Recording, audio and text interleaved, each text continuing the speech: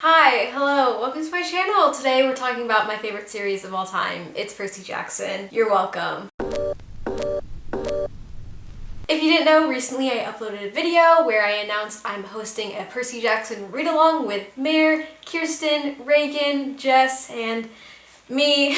I'll link the video up there and down there, or the live show dates and everything, the Discord and the social media will all be linked down below. On my channel on November 22nd at 3 p.m. EST, I'm hosting a live show for The Titan's Curse. The Titan's Curse is my favorite Percy Jackson book. Obviously, you know by now, you know the drill. I'm just so excited. Percy Jackson's my favorite series ever, and the fact that I'll be hosting a live show for my favorite book is kind of surreal, and I'm so excited, so I hope you can join us. All the hosts, all the information linked down below, but in this video today, I'm doing a Percy Jackson book tag. The fact that I have this opportunity to talk about Percy Jackson is never going to slip by, so I hope you're ready for the Percy Jackson content coming up. This book tag was created by May at Forever and Everly. I'll link them down below. The graphics also used in this video are created by them, so please go check them out. Alright, we have a lot of characters to talk about and a lot of questions, so let's just begin, shall we? The first character is obviously Percy Jackson, the main character, my son, my everything. I love Percy. Obviously, I love Percy. How can I stick by two series if I didn't absolutely adore him? The prompt that goes with him is your favorite / best book of the year. It should come as a surprise to no one which book I will be choosing. I'm just gonna point to this shelf right here. It's my Chain of Gold shelf. I have 2 copies of Chain of Gold. I have like a small sampler. Oh no. I have like a small sampler right here, and then a BookCon pass. Aspasia sent this to me. I'll link her down below. She was just so kind. And then obviously I have a quote over there that says Land of Heart's Desire. It's from chapter 15 of Chain of Gold. It's not by Cassandra Clare, but it's like a poem reference because each chapter starts with like a poem or an allusion to something. I'm not gonna explain what this book is about. I just want you to like read my mind.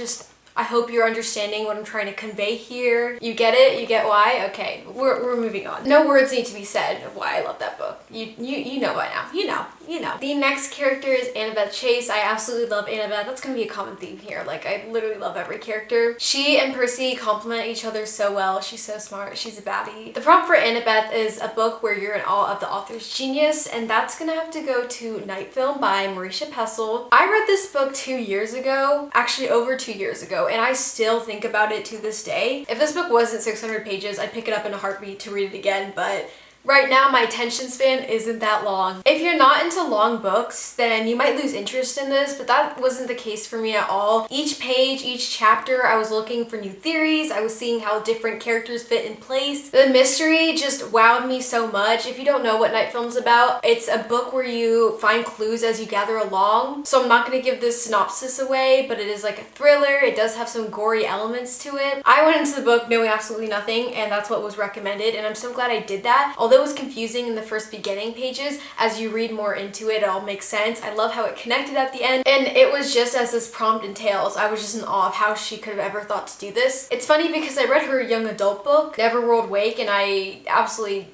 despise that one. I still need to read her other book, A Calamity in Physics or something like that. I don't know. I know the word calamity is in it. This book just wowed me, and I just wish I could read it again. I know I really want to read it again, but it's 600 pages. The next character is Grover Underwood, and the prompt for him is a book that you love that's underhyped. Personally, I don't read many underhyped books because I like knowing that lots of people like a book in order for me to like it. I know that sounds like kind of a cop-out, but it hasn't failed me before. Like, I like reading books that I genuinely think I'm gonna fall in love with. I don't really like wasting my time on books that I know aren't gonna be for me when I could be reading so many other books. And that's not the case always, but it is most of the time. So the book I'm choosing for this isn't that underhyped. In fact, it was a Goodreads nominee for the best romance, so it's honestly probably overhyped in some way, but I haven't seen that many people talk about it, and that is The Girl He Used to Know. I read this last year, and at the time I read it, a lot of changes were happening in my life, and I just saw it in a different light. The Girl He Used to Know follows the question of what if you had a second chance at first love, but that is just so much more simple than what the book entails. The characters are all such real raw people, and the emotions and character conflicts they were dealing with just felt so understandable to me at the time. We've said it before, I'm a character-based reader, together. There doesn't need to be a great plot for me to enjoy a book as long as the characters are like top tier. And that's what I felt like with these two characters. It just made sense to me and everything headed in the direction. And especially the ending just made me realize how much I cared more for what was happening in the contents of the story than I thought I did. If you're in for a heart-wrenching and emotional romance, but I also gave it 5 out of 5 stars overall. In my opinion, it's a great book that needs to be talked about more. The next character is Luke Castellan. I have a love-hate relationship with this character. On one hand, he's written very well, and on the other hand,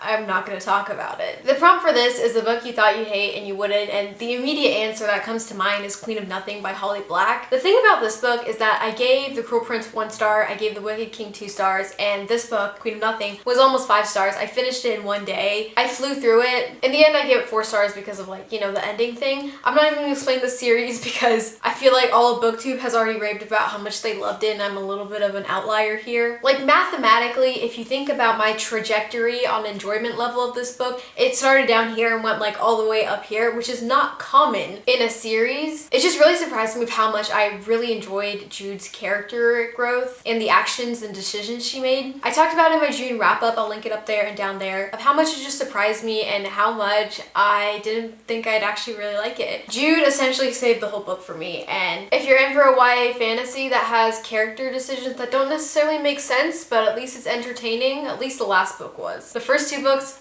whole different story. I would pick it up. The next character is CHIRON. We love him. The prompt is a book that feels like home. I'm choosing Percy Jackson for this one. Percy Jackson always feels like home for me. I started reading this series in 3rd grade. Although I was introduced to other childhood series that people are nostalgic with younger, this was the series that made me see characters in a different light, made me see a whole fandom in a different light, and I've just read it so many times since then. The thing about this book is even though middle grade isn't for me anymore, I don't really read that much middle grade. Every time I read through this series, I just remember the emotions I felt, and even at my age right now and in the future, you can understand how good of a series it is and how the themes and the plot can span over generations. This is officially a Percy Jackson fan account, and I don't know why you expected anything different. The next character is Tyson, and the prompt is a book with the best sibling dynamic. Believe it or not, this was actually the hardest question in this whole tag to think of an answer for. I don't really read a lot of books with sibling dynamics, but I stumbled upon the Sunshine Sisters when I was scouring through my Goodreads page. I read this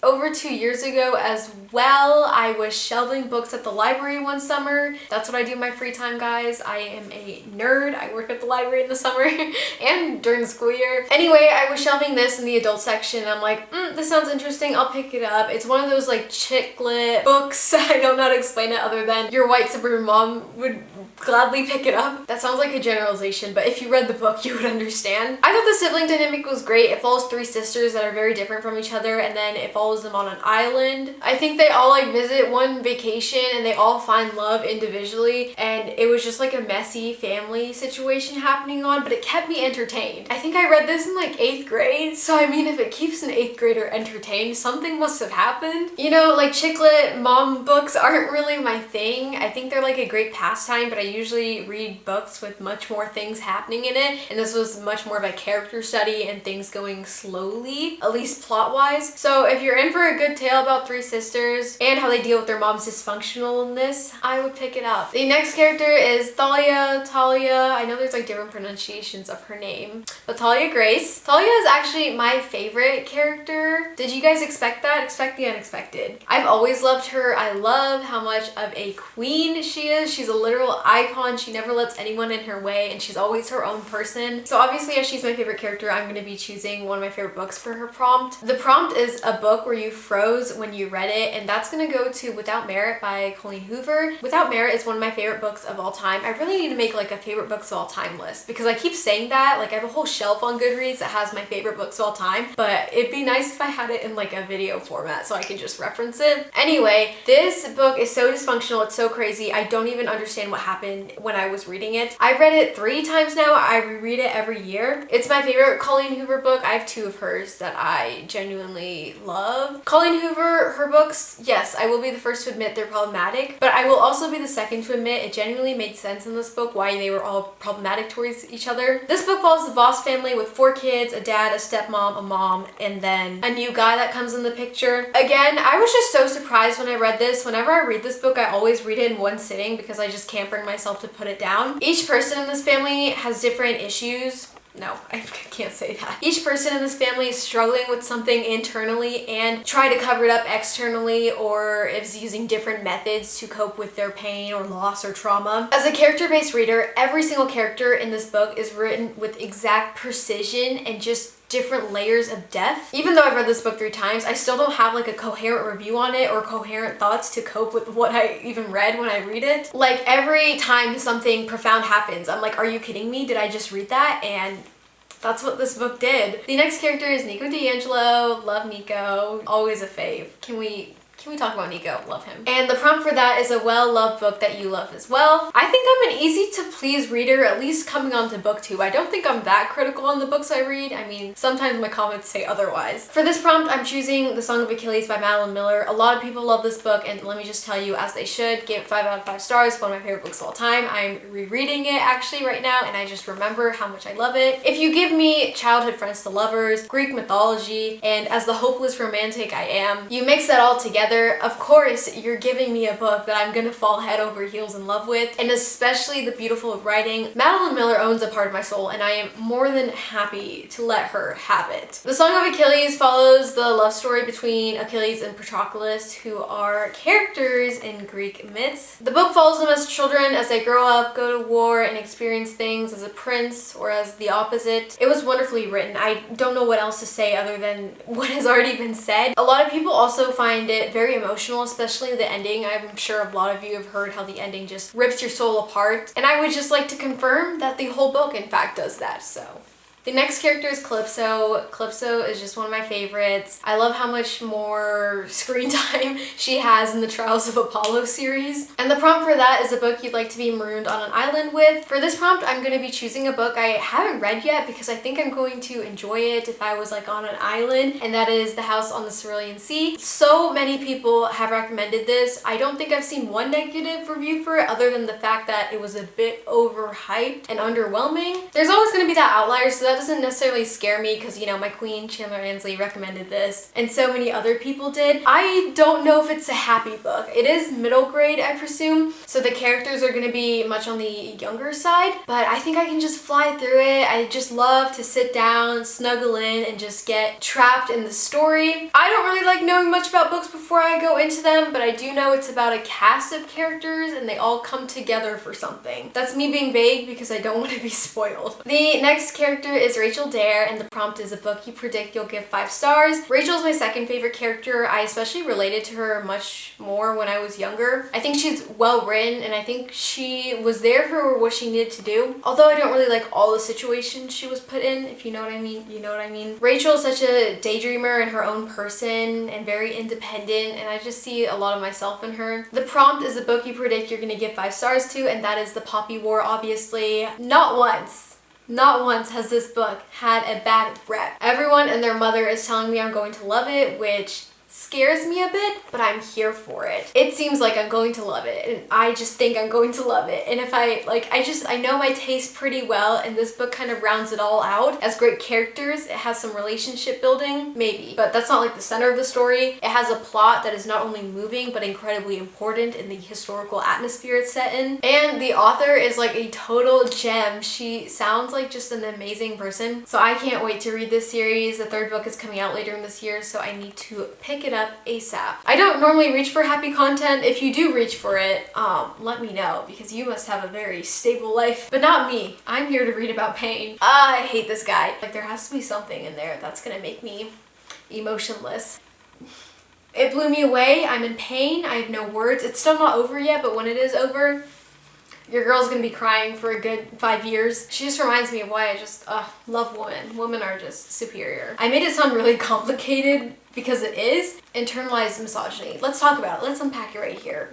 masterpiece, a masterpiece. I'm behind on all the new releases anyway, so it doesn't really matter. And I think the hate he gets is a little bit unwarranted. Like maybe he deserves like 2% of it, but at the same time, the world building and the writing and the plot and the characters are just